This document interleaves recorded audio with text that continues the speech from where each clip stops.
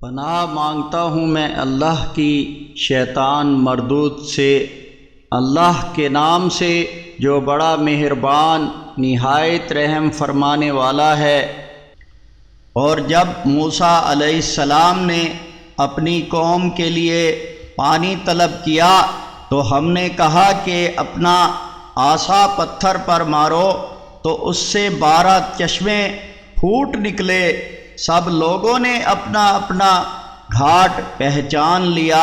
ان کو بتا دیا گیا کہ اللہ تعالیٰ کا دیا ہوا رزق کھاؤ پیو اور زمین میں فساد نہ پھیلاتے پھرو۔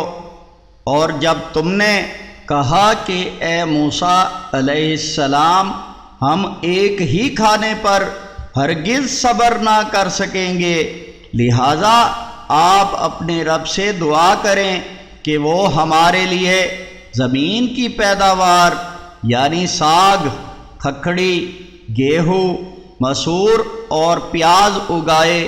موسیٰ نے کہا کہ کیا تم بہتر چیز کو کم تر سے بدلنا چاہتے ہو؟